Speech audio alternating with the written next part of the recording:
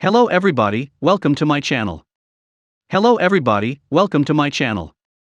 Today I am going to recap and explain episode 5 from the Wheel of Time series.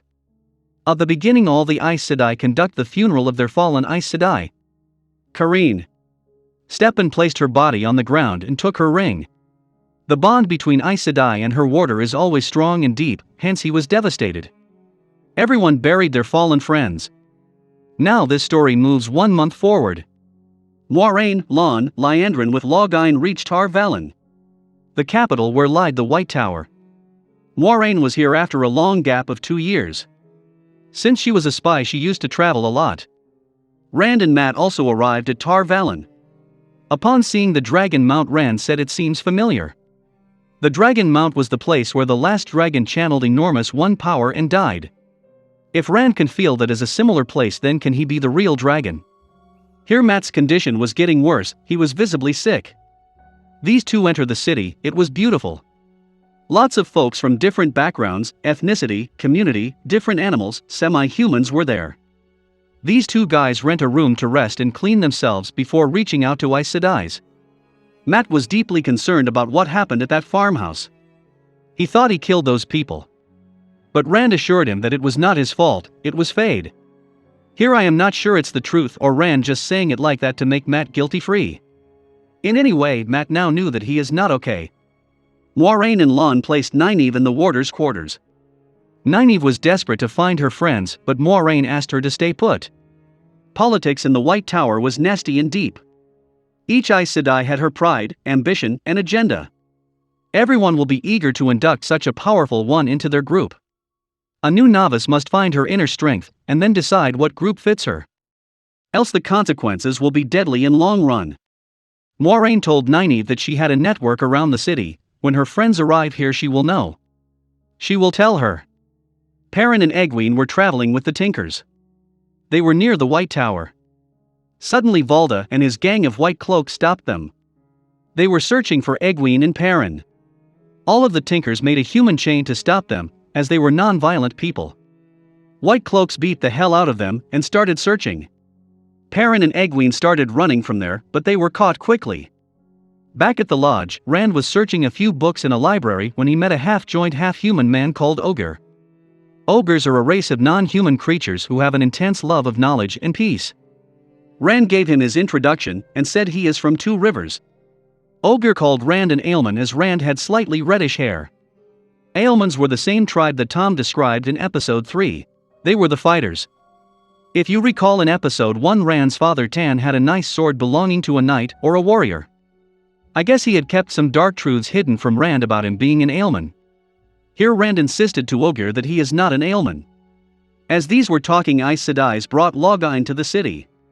They were taking him in a public procession where ordinary citizens were booing him, throwing eggs, tomatoes at him. Rand and Mat saw all this. As the procession passed in front of Mat, Logain saw Mat.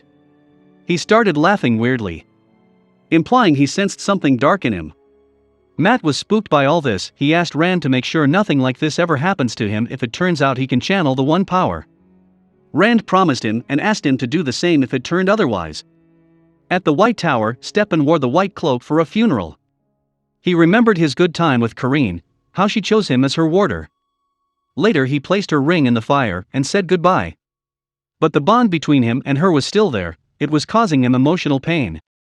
It was getting too much for him. Egwene was at the camp White Cloaks. They stripped her, cleaned her, and tied her to a chair. Later they brought Perrin, whose hands were also tried. Egwene told Valda that she's not a Aes Sedai. She can't channel. Child Valda believed as Aes Sedai's can't lie. But he was not convinced. He knew that Egwene can touch the one power. Meaning in the future she could channel and become a Aes Sedai. Hence he asked her to channel the one power. When she refused, he made wounds on Perrin's back. Perrin screamed at large, and here we saw his eye color turning yellow. He started bleeding. Valda told Egwene that if she can't channel, then the boy will die and she will walk away. If she channels, then she will die and the boy will walk away. Either way, one of them was going to die tonight. At the White Tower, Stepan took some medicine from Nynaeve. It was for relaxing and sleep. Nynaeve helped him all she could, but the pain was deeply emotional. Stepan needed to fight back with his willpower. Later Nynaeve walked around.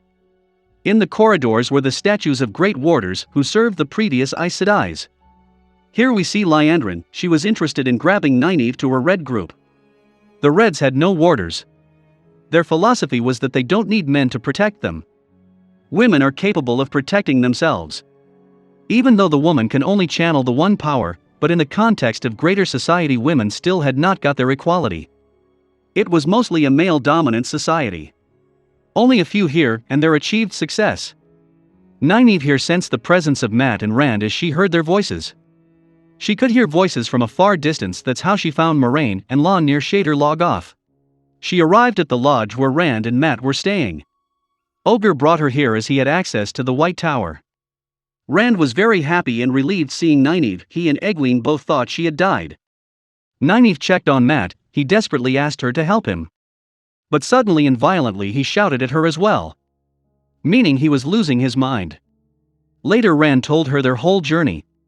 She assured him that Egwene is alive as she was sensing her. She told him a story when she was a child, how she fought a life-threatening fever. Nynaeve was certain that she won't break, she will make her way here. At White Cloak's camp, Egwene was trying desperately to channel her one power while Perrin was bleeding. He asked her to stop. He thought he deserved this. He explained his accidental attack on Layla and started crying. Egwene consoled him, and she continued her effort. Later Valda came and made another cut on Perrin to trigger raw emotions in Egwene. This time also we see Perrin scream and his eyes turned yellow. Egwene in her desperation took a deep breath and drifted away, as she did in Water in episode 1. She finally channeled a minute amount of one power. Her flame was yellow. Valda laughed at her, but as he started to move towards her, she burned Perrin's restraints. She freed him. Suddenly Perrin was in a rage, his eyes were yellow, he was growling like a mad wolf. He was a wolf brother. It's an ancient power like the one power, only a few were born with it. A wolf brother can talk to wolves, command them, he can also travel to the dream world. That's why wolves were following him and guiding him. Valda was visibly scared seeing this. Suddenly his camp got attacked by the wolf. They started killing them all. Egwene escaped from her chair as well, and she attacked Valda on his back. She and Perrin ran from there. They landed in front of a wolf who was barking. Perrin sensed no danger from it as it quickly ran from there. Egwene and Perrin both were confused. In the tower, Moraine told Liandrin that Nynaeve is not suitable for the Red group. Yellow sisters will jump from their seats to have such a powerful Aes Sedai. Olenna told Moraine that a Merlin will be returning soon, and she will decide on the debacle of Loghain. Lon and Stepan were having a drink. Lon told him to search for new Aes Sedai, but Stepan was not interested. It seemed he had it. The next morning we see Lon waking up, he was drugged. Stepan gave him the drink mixed with relaxing medicine that Nynaeve gave him. One of the swords was also missing. Lon ran quickly in panic, but it was late. Stepan committed suicide by going full kamikaze. Later all warders conduct his funeral. Lon was visibly in pain. He just lost his best friend. Episode 5 ends here. With this, the episode ends. It is clear from this episode that Perrin is no dragon reborn. Egwene and Nynaeve can channel the one power, but they are most probably Aes Sedais. That leaves Mat and Rand.